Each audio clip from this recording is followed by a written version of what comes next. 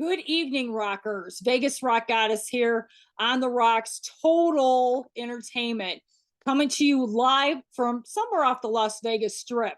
Tonight, it's Josh Decker and 10 Cent Revenge. This is a great, great band. I'm looking forward to talking to him tonight. He has a lot going on. He's just about to knock at my front door here. So let's go ahead and get him in.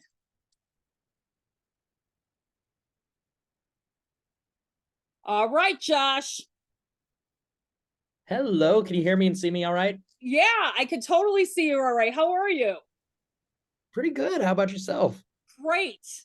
I'm glad we could do this. I mean, we've been kind of juggling a few things between the two of us, trying to, get a particular time that works for you and me as well. So, yeah, I mean, hey, what's happening? You're a busy guy. Yeah, well, I mean, first of all, I appreciate you having me on. I always enjoy seeing your posts and content, and I Oh, thank you. we run in a lot of the same circles, so I feel like it was inevitable that we would connect. But Right, yeah, I exactly. mean, we're just pushing full speed ahead and trying to get as much done this year as possible because we really want to make 2024 our year to really hit the road. Oh, So yeah. And you guys are already on your way, for sure.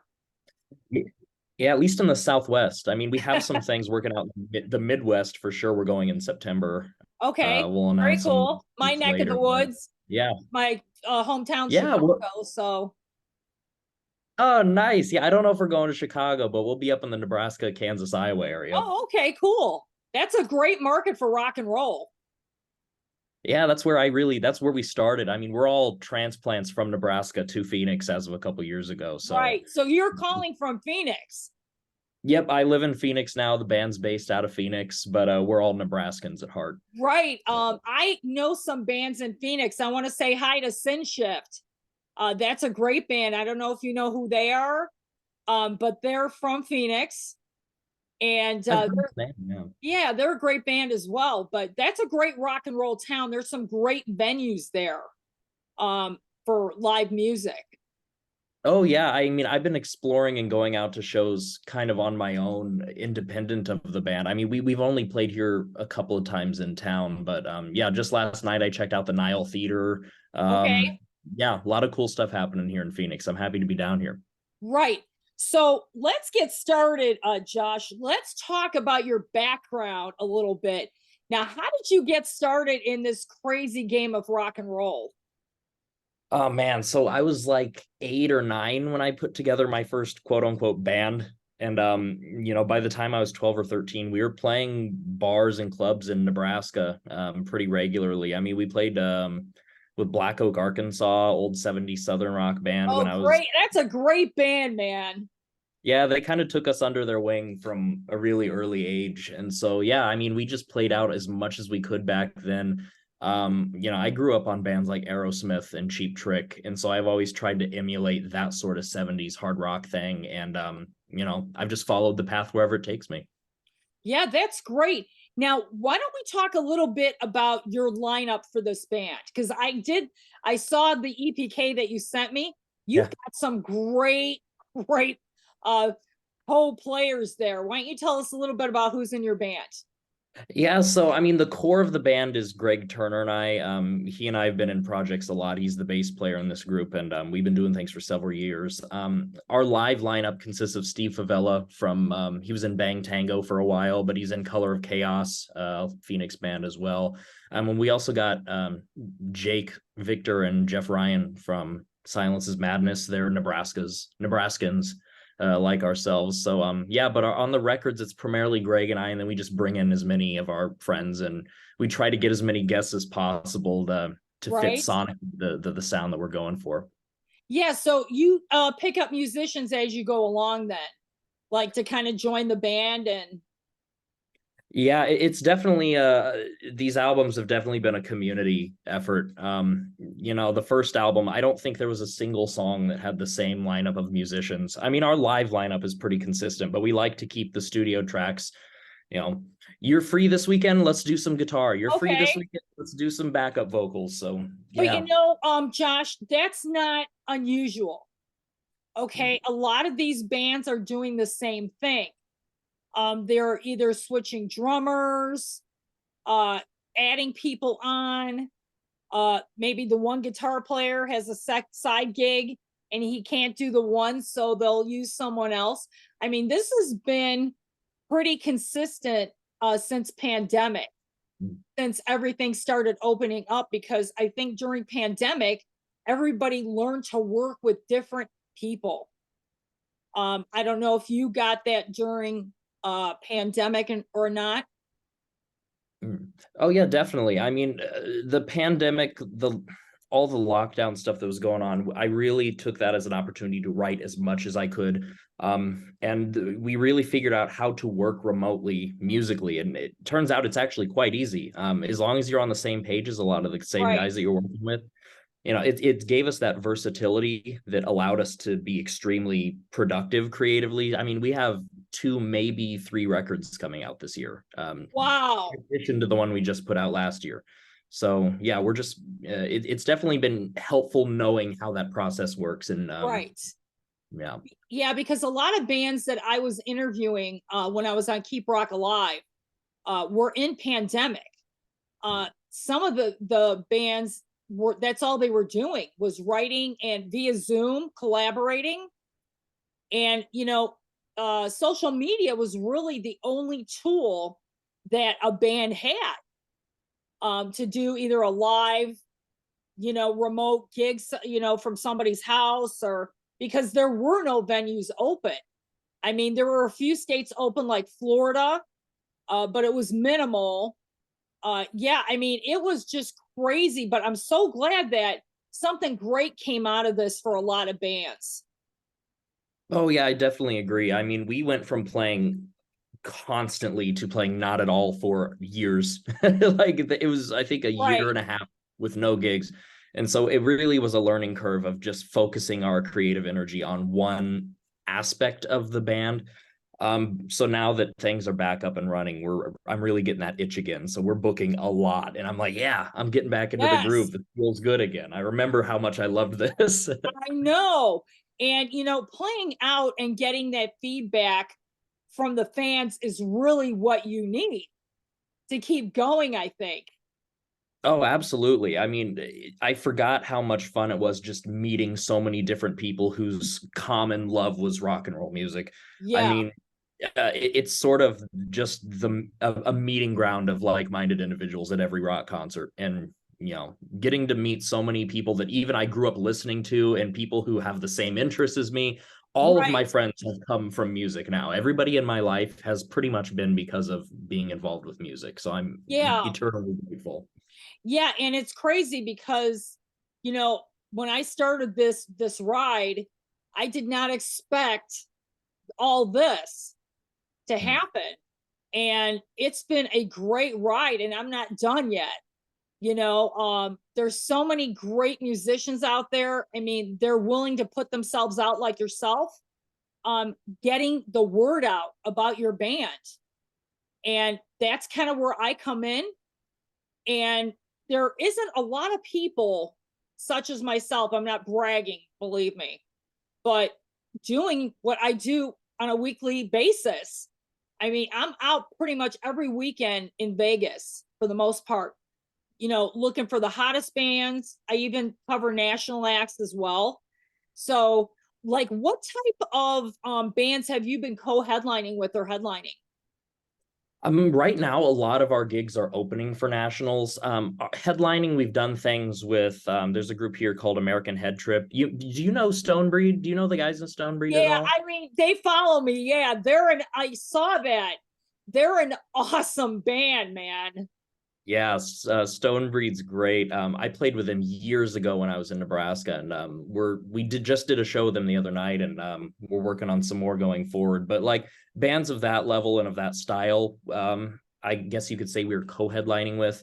But yeah, again, a lot of it is just opening for whoever we can get on the same bill as. Right. And I'm just saying yes to any opportunity that comes our way right now. Right. And you know what? That's what it's all about.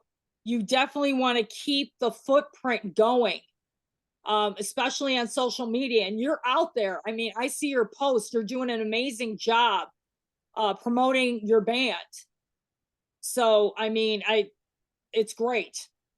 Yeah, well, I mean, I definitely very early on realized how important marketing is, and that side of the business, how important that is to really sustaining a band and getting more people to come see you live, to listen to your music. I mean, it's not just getting up on stage and playing rock and roll, as much as I would love it to be. Yeah, There's so many other aspects of it that you really have to center in on and get really good at if you want to be successful and really make this a long lasting thing. right. And a lot of bands during pandemic were not open to social media, but it's like they were pushed against the wall at that point. They had to. There was no other way to get the word out.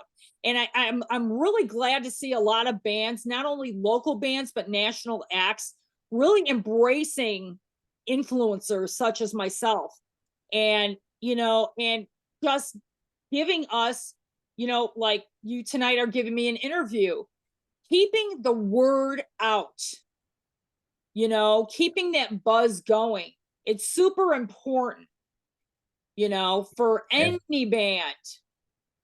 Yeah, and I mean, I got to give a lot of credit to you and people like you who, especially during those pandemic years, really were sometimes the sole voices for up and coming music, and Yeah. particularly in the rock and roll genre. I mean, it was looking pretty bleak there for a while, but there's voices of hope out there, and you were certainly one of them. So Yes, thank you thank for you. what I you do. appreciate that. Yeah, I mean, it's definitely been a passion. I wouldn't say project, because this is, my rock and roll life. This is it. Everybody gets to see it. But it's so much fun. I love music so much. Um, it's part of my DNA. Yeah. So Yeah. yeah, I mean, it's my pleasure to do this, you know? And I love it that the bands are connecting with me, such as yourself. And yeah, let's get the word out. I have so many bands that are connecting with me that want to play Vegas. I mean, Mm. Vegas is really becoming, I would say, the next LA for Yeah. live music. LA's great. You got the whiskey, you got the Viper Room, there's a few other venues there, but that scene is really kind of dying out for the most part. What do you think? I mean, I would agree with you to an extent. I think that it's largely just because it's become so oversaturated. I mean, even ever since like the 60s and the 70s, it was sort of the cliche of, okay, we're going west, we're going to go to Los Angeles, we're going to make it big as rock stars. And so I think that that can only sustain itself, that model, for so long Right. before, you need some breathing room. Okay, Phoenix opens up, Vegas opens up, Portland or Seattle. So yeah, no, I mean, I'm definitely hoping to get us into Vegas more. I mean, Los Angeles was easier to get into just because, we've been targeting that for so many years, Right. but we're definitely, shifting our sights on Vegas and a couple of other markets out west. Yeah, and it's not like I don't love LA. There's a lot of opportunity for a lot of bands there Oh, as for well. sure. But I just feel like the sense of shift and focus is Las Vegas. Yeah, I mean, a lot of the guys that you typically associate with LA are living in Vegas now. I mean, isn't a Right. lot of, well, at least Phil Lewis from LA Guns, isn't he in Vegas now, if I'm not I'm pretty mistaken? sure he is. I know Sebastian Bach is here. Um, Yeah, Bach, we've Gene got, Simmons. yeah, Gene Simmons is here. We've got um Stephen Piercy from Rat Oh yeah, yeah. lives here. Uh it's just amazing how they're kind of commuting to here. But to me, a lot of the stuff is happening here. I mean, you can go see any kind of music 7 days a week. Yeah. And I think rock and roll in itself is making a huge, I'm not saying it never left, but a huge comeback. Like 80s rock Oh yeah. is going to explode in 23. I definitely hope you're right about that. I definitely see a lot of that happening as well. I mean, you know, bands like Dirty Honey and the Struts and stuff, of course, but there's so many smaller, not name recognized groups that are coming up that I think really in the next year will have that name recognition on the same level as those guys. So it'll be exciting to see how this unfolds. Yeah, and I'll tell you right now, a lot of these bands are getting involved in TikTok. Okay. My TikTok has all my live footage. I'm starting to kind of post a few of my photos as well, but all my live videos are on TikTok. And these bands are finding me through TikTok, which is crazy. But that formula in itself, I mean, Facebook, okay. Yeah. We'll talk. I'm gonna be nice. I'm gonna be nice. Say no more. Yeah, I'm gonna be nice. But anyway, we've got Instagram. Okay. But for Instagram, it's very hard to do live footage. Yeah. The only time I can do live footage is if I'm doing a live from a venue. You Yeah. can't like post videos. They don't want you to post videos on there. It's very difficult. Yeah, they cut the time down a lot, don't they? Yeah. Where see TikTok, they opened it up, I think, to a full 8 minutes. Oh, nice. I knew they were expanding it. I didn't know it was that much. Yeah. I mean, they're amazing. I mean, people kind of shoot it down, but let me tell you, if you're a band and if you're not on TikTok, that's a mistake. Yeah. Yeah, no, I definitely agree with you there. And I know we've been dabbling into TikTok. It's strange adjusting to the tone of each individual social media platform. Like what works on Facebook doesn't necessarily work on Instagram because it's a different demographic. So really being able to adapt and diversify that message to appeal to that audience on each respective platform, that it's definitely something that's hard to keep up with, but I'm learning something new every day. So yeah. And I'll tell you, if you get involved more in TikTok, which I'd love to see, yeah. People want to see behind the scenes footage. Like if you're writing a song, if you guys are in band practice, do a quick little whatever. Hey, we're hanging out, man. Next big song's coming. You know what I mean? That's what people want to see. I mean, they want to see live footage, but they want to see what you guys are really all about. Yeah, we were doing a little bit of like filming from the road and things, but we're actually putting together like this quasi documentary of just behind the scenes making of all of these things. I definitely think that putting some of that out in smaller chunks would definitely help supplement a lot of the studio releases. So yeah, that's definitely an avenue that we're looking to pursue there. Yeah, and of course we have Twitch. Yeah. A lot of bands are finding Twitch. I have a band that I follow called Faith and Failure. I don't know if you've heard of them, but they did a something on Twitch as well, and so did Hatriot. Did a Twitch live. So there's a lot of new sources coming out. I mean, it's hard to spread the love for all of it. Like I'm on Twitter as well. Twitter's really, I mean, I haven't been on Twitter in probably a year and a half. I mean, I barely post anything on there. Twitter is kind of taking a different direction. Not too happy with Twitter right now. But I'm not calling them out or anything. Yeah, no. Yeah, no, I get what you're saying there. I mean, I used to be really Twitter was actually one of my primary forms of really connecting with a lot of the musicians that are now on our records, but now it's become so difficult to really navigate that platform that it's really lost a lot of its utility, at least for what I'm trying to do with it. Right. Yeah, like Instagram right now is sort of the hub of what we're doing. Yeah, Instagram really and like I said, if you get your TikTok going as well, you're going to open it up to a whole wide audience. And there's a couple tricks with TikTok. When you put hashtags in there, do rock for you. Okay, that one get a lot of traffic or it's going to get a lot of traffic. There's another one that works live for you, you know? So, I mean, there's different hashtags that happen to get your, I mean, it's crazy. I'll just give you an example. Danny Coker and Stoney Curtis. I don't know if you've heard of them. Oh yeah. You've seen the footage, but I just saw them last Tuesday night, and I did a quick video for them, and I put it on TikTok.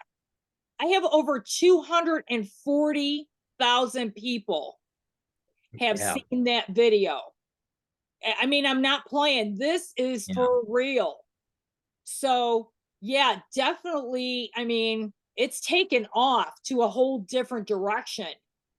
I mean, there's so many people that are on that thing all day long. I work with people. I'm like, what are you doing? He's like, oh, I'm on TikTok. Oh I'm yeah. like, wow. Okay. You know, so Yeah. but anyway, I mean, rock and roll is here to stay. Mhm. And you're a big part of the movement for 23. And, you know, with bands like Stonebreed, great band. Yeah. Other bands that you're going to be hitting the road with. I mean, 23 is going to be explosive. I mean, you're already seeing the festivals that Mhm. are like exploding all over the country. I Yeah. mean, it's hard to keep up. What should I see? Where should I go? I mean, Yeah. it's crazy. Yeah, I mean, there's definitely a lot to keep track of, and there's judgments to be made every single night when you want to go to a show. So I Right. try to hit as much as I can, but it's it's a good problem to have, I think, at the end of the day. Yeah, it totally is. But that's my problem too, because I'll have a set of two bands or whatever that I'm covering, and then I'll get DM from another. Hey, can you stop by for 5 minutes? I'm Oh like, yeah. I'm already like covering three bands on the same night. I mean, somebody's gonna lose, you know, Yeah, unfortunately. that's pretty much how I am. Anytime we're in Los Angeles, I am on the strip trying to hit every single place. Somebody's like, "Oh, come check out who's playing acoustic at the Rainbow. Oh, check Yeah. out here's the Viper." So So you see 15 minutes of a lot of bands set, right. but And you know that yeah, you totally understand like my dilemma here. I mean, the Vegas Rock Goddess can only be pushed in 3, 4 different directions. It's crazy. yeah, it's just the scene, and there's a magic to being a part of all of that happening that feels Right. so much more fulfilling than just doing one show and going home. Like it's so much more than just showing up, playing, and leaving to me. It's being a part of that atmosphere that's really, Right. And exciting. the connections that you make, Josh, along the way. Mhm. I mean, I've discovered so many new bands, new artists, even in Vegas that have been here for years that have never gotten the press that they deserve or Yeah. the coverage. So, I mean, yeah, these artists such as yourself need exposure. Yeah, I mean, I definitely am appreciative of the opportunity to be on your platform. I mean, I really am trying to put myself out there more, especially as we're doing a whole lot more. Right. Um, my approach with my previous band was almost a little inhibited. We were in Nebraska and we kind of did what we could there, but now I'm like, okay, we moved out here. Let's make the most of the resources that are at our Right. disposal. Yeah, So, because you've got some great venues out there for local music, as well as national acts. But yeah, Josh, tell me a little bit about the first record that you bought as a kid that you saved up money for. the first record that I don't know if it was the first, but it's the first I remember really loving and having that physical copy. It was Toys in the Attic by Aerosmith. Oh wow. Oh my That's a God. great first record. Yeah, like I growing up in Nebraska, it was country music all the time. So you had Brooks and Dunn and Reba and all that stuff. But then I discovered Aerosmith and I thought, it's over, man. Like this is where it is from now. And from Right. there, I discovered Cheap Trick and Alice Cooper and all these other groups, but it was Toys in the Attic. Yeah, that I'll tell you what my first record was. My Yeah. first record was Fleetwood Mac Rumors. Oh, that's a great one too. God. Yeah. I mean, it was back then. I don't want to say how old I am because I'm not. But anyway, I know people are trying to guess right now. No. Anyway, that record that I bought, it was vinyl, $7 Mm, back then for a vinyl record. I And mean, I mean, it's like so many records from that era. It was really album oriented. Like it wasn't. We're in a very singles based music industry now, where you put right. out one good song and it's sometimes a lot of filler that comes with it. But man, there's some of those records. Not a bad track on a Rumors or Oh Boston's my debut God, that album, that or album, I still own that album to this day. like the same copy. Yeah, the same Oh, copy. right on. That's It's so in cool. my collection of records. I mean, bands like that I supported, Cheap Trick. Of course, Oh, they're from Chicago. How could yeah, you not? They were a huge influence on me. Styx, yeah. Styx was a big influence. I got to meet them back in the day, uh, when everybody was solid. Dennis Oh, Young, all of them were, yeah. you Cheap know. Trick was definitely. I mean, stylistically, just as a bit of an aside, I love Robin Zander as a frontman. He's the total package, the voice and the style and the swagger. My God, that There's guy's no, got. yeah, there's only one Robin Zander. Yeah, and he's And got that. You can tell when you're in a room with someone like that because they're unmistakably Robin Zander or Alice oh Cooper. yeah, It's for just sure. I definitely have tried to absorb as much as I could and learn from them while they're around. Exactly. What was the first concert, Josh, that you ever went to? Oh boy. My first concert was Toby Keith. Okay. Don't hate me. My first No, rock and not roll at concert all. was Aerosmith. Okay. Yeah, but there were certain pivotal moments in my youth where I saw bands that I never thought I'd see and thought this changed something in me. Right. Like Alice Cooper, I saw him front row when I was Oh, wow. 18. Like I couldn't even drive yet. My grandparents drove me up to this casino that he was Really? at. Yeah, I was like, I gotta go see this Alice Cooper guy. I've been hearing all about it. Man, Oh my gosh. just That's a great memory. I'll tell you one of mine.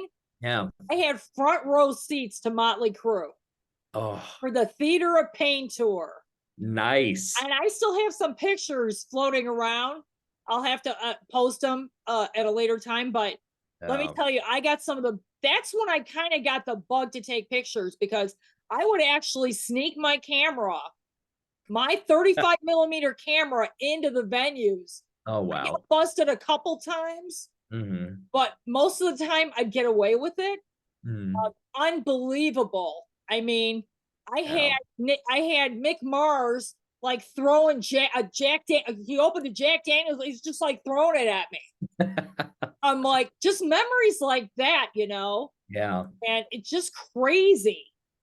Yeah. And I honestly, I wish I was able to be around in the era where all of my favorite bands were in their heyday. Because seeing like Yeah. Dokken or Rat or something in like 86, 87. Oh, I I can't even. got some, you know what, Josh? I got some great stories. I'll tell you one really quickly. Yeah. I saw the tour with Billy Squier and Def Leppard. Now, Oh man. okay, for Mm, one thing, Def Leppard was on first. We know this, okay? yeah. Because they were an opener at the time. So that place was packed ass. I mean, there was no, I mean, it was crazy. So Yeah. when Billy Squier came out, they were throwing beer bottles at him. They Oh were throwing man. anything they could throw at this guy. Ah, I mean, oh my God. It was like, who's going to go after Def Leppard? I mean, yeah. really? I Even mean, back then. Yeah, I mean, Billy Squier was really integral into getting a lot of those British bands over here. I mean, he did the same thing with Queen. Like he was sort of, I think people forget how big Billy Squier was in like 81 or 82 before the Rock Me Tonight video and Right. all of that. But like, man, like, yeah, just seeing some of those strange pairings, that would have been incredible. Oh my God. Just so crazy. I mean, Billy Squier is actually making a comeback. Yeah, He he just really put out hasn't a been gone. single. He's been writing and developing with other bands. So I'm super anxious to hear what he's got coming up too. With, Yeah, and he was just a great songwriter. I mean, yeah, Don't Say No and a couple like Emotion. Those albums, again, one of those that are just solid tracks all the way through. yeah, Um, for sure. I mean, again, you're talking about that decade where yeah, when you put a cassette in your car or whatever, Hmm. all 10 songs were kick ass. Okay. Yep. We're talking, I'll tell you right now, I went through 5 cassettes of High and Dry. It's a great album. I mean, oh my God, like every single song was a hit. Mm-hmm. I mean, you couldn't go wrong with Yeah. Def Leppard back then. Even Motley Crue, when, Theater of Pain came out. Mm-hmm. I mean, that decade, these record companies were signing bands at like every half hour.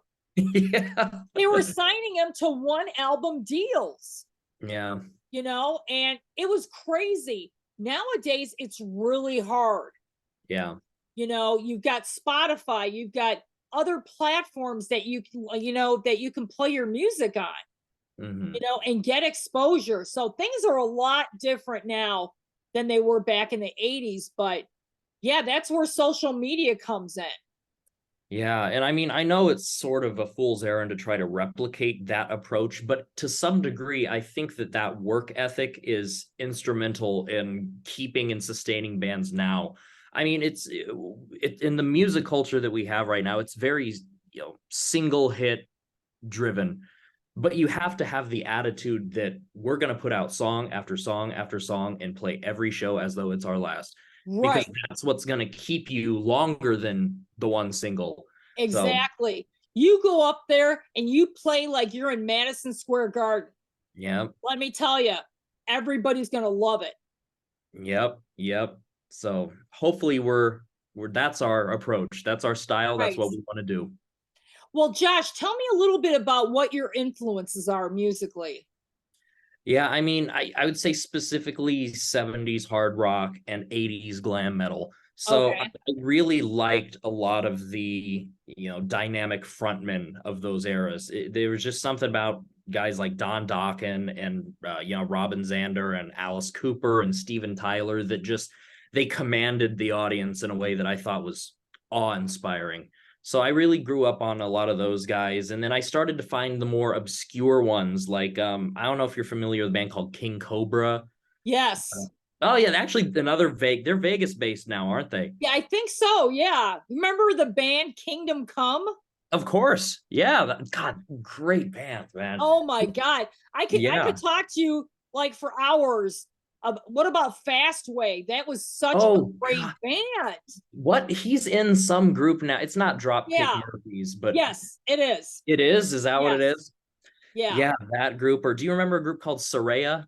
Yes. Yeah, she's actually a close personal friend of mine. Like some of those folks I reached out to when I was like really young. And I'm like, please help me. Right. And Sandy Soraya was one that really took me under her wing. So, like Dangerous Toys, remember them? God, of course. Yeah. Oh my God. Helix. Do you remember them? Helix is great. Crocus. Oh my God. Crocus. Yep. My God, the videos on MTV, man, they must have had that Crocus video in rotation every 20 minutes. God, I know. I mean, remember that? Yeah, I mean, it's weird because I wasn't there for all of that, but I feel like I nevertheless grew up in that era. Like, because that was what I, exposed myself to is the MTV era bands. That's what was attractive to me. So yeah, Crocus is right up my alley. Oh my God. Well, here, since we're kind of in that direction, let's talk about Megadeth because you're in Arizona. Yeah, I suppose we could talk about Megadeth. What about Megadeth? Would you like to hear? Yeah, well, yeah, let's talk a little bit because I'm friends with Jeff Young. Oh yeah, Kings of Thrash, David Ellefson, Fred Aching. Jeff Young actually, he's endorsed through Minarek Guitars. Right. And we are too. That's how I got out to NAMM. Wow. So all the pictures I have of that, Inferno guitar, that's the same guitar company. And Dave Ellefson was in one of our videos. Oh, so, wow. Yeah, I've never met Jeff, but Ellefson's always been super cool to me. Yeah, Jeff is in NAMM right now, and he actually that particular maker of that guitar lives in Vegas. Yeah, Mark does. I should have been at NAMM. My bass player is working that show with Mark Minarek, and is he? He sent me a picture of him and Jeff Young. I'm like, oh yeah, he saw it. Yeah, very cool. Yeah, I I mean, was it's unfortunate I didn't get to go to NAMM this year. All my friends are there. It's I ridiculous. know. I have what FOMO, fear of missing out. I have Yeah, that be seeing everybody like, you're not gonna believe who I ran into. And I'm like, I'll believe it. it's crazy because Jeff and I were just in San Diego for the Dead Groove show, Yeah. and because he's playing guitar with them temporarily while they have some issues with the other guitar player that's coming Mhm. to join them on the road. But it was great in San Diego. Have you ever been to Brick by Brick? I've not, but I've had a lot of friends' bands play there and suggest that to us. Yes. That is one of the 3 or 4 main venues I'm focusing on. Yeah, definitely. Because that place is killer. It reminds me of Vant. Yeah. Stage Yeah. is bigger. I think the stage is a little bigger. It's great. I had a great time there. Yeah. So yeah, I'm kind of anxious to go back and see another band, maybe yours. Hopefully, I know. mean, we have some friends in San Diego, and each town I pick out like 1 or 2 venues. I'm like, this is who I'm going to consistently reach out to. Brick by Brick's one of them. I want to get us on the Canyon Club circuit in LA. Right. I want to do Vamp. There's 2 Canyon clubs. Are there like 3 or 4? Oh, there might be 3 or 4 Like now. Montclair, Santa Clarita, Agora Oh Hill. yeah, they actually Maybe just added. those You know, 3. they used to have a Canyon Club here in Vegas I at the didn't know Four that. Queens. Yeah, Oh, they closed it. You know, that was during COVID and stuff. So, yeah. but yeah, actually saw Wasp there. Well, actually, I saw Blackie Lawless do his solo show there. Really? Yeah, Oh, the Crimson Idol. He did the yeah. whole record. Yeah, incredible. Yeah, and Wasp was one of those bands I somehow neglected to mention that are hugely influential to me just because of the showmanship. I mean, Right. I got to see them for the first time here a few months ago when they came to Tempe. They're coming back through Tucson, I think, on their next leg. So I'm definitely going to be catching the Wasp show. Yeah, I mean, he's great. You know, that guy is really super talented. Have you ever heard his 2 solo albums, The Crimson Idol? Yeah, I've heard that one, and he had like Still Not Black Enough or something. Right. Yeah, those are great, man. I mean, great records, man. Yeah. I mean, unbelievable. Yeah, that's one of those bands that I can pretty much listen to the entire discography and Oh walk. yeah, Hell yeah, hands down. Well, hey Josh, tell me a little bit about what you have coming up. Yeah, so I mean, in the immediate future, we're gonna put out that second album, and I'm talking we're gonna be done with it within the next few weeks. We're gonna have that out hopefully before our June run of shows. And we have some guests on there that I think are going to be surprising to some people that we've chose to work with them, and Okay. we got them on here. I mean, one of them, I'll just go ahead and say, I think he is in Vegas. It's Rowan Robertson from Dio. Oh my God, I just saw Ronan. Yeah, Rowan's great, man. He was actually at an event that I was at with Stoney Curtis and Danny Coker. He was up there playing guitar.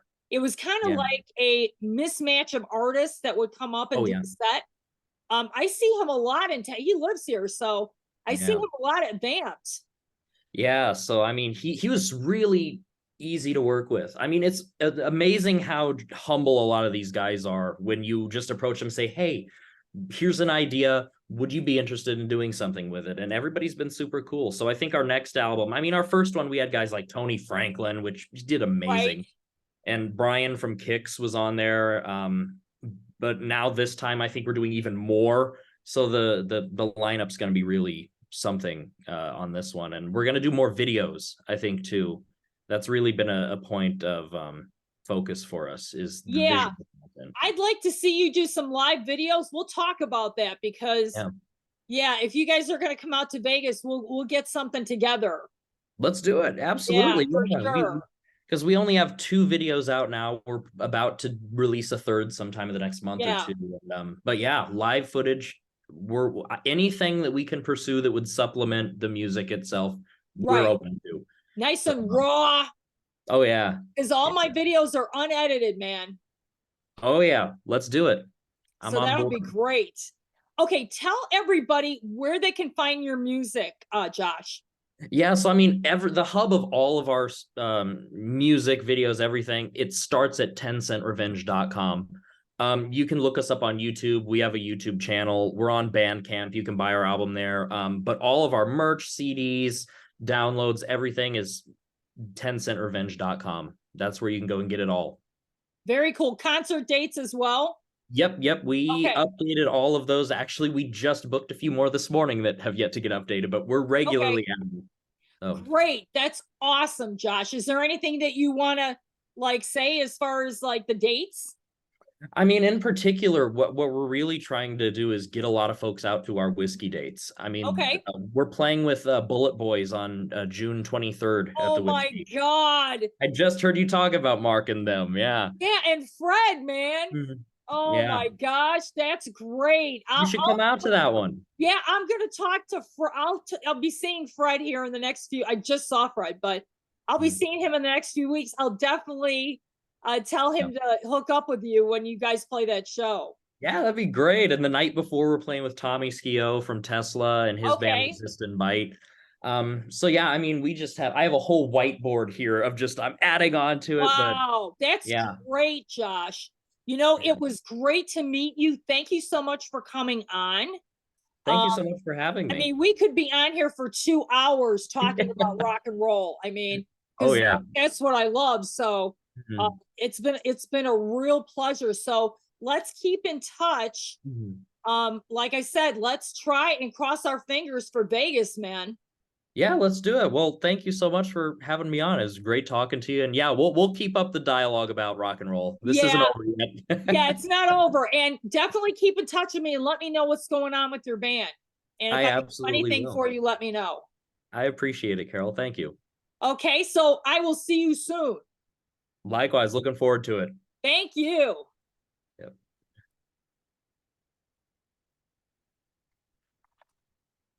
You can go ahead, Josh. Oh, sorry. I'm gonna stay on for 2 minutes. My bad. All right, I'll catch you later. No, you're good. I'll talk to you later. Oh wow, Josh, we can still continue to talk. He's a great artist. 10 Cent Revenge. If you don't know who they are, go to 10centrevenge.com. He's got a lot of things happening. And I'm really, really proud of him. He works really hard. So I love to see artists that work super hard and keep the dream alive. This is the Vegas Rock Goddess on the Rocks, Total Entertainment. And I will see you next time. Make sure you like and subscribe. See you soon.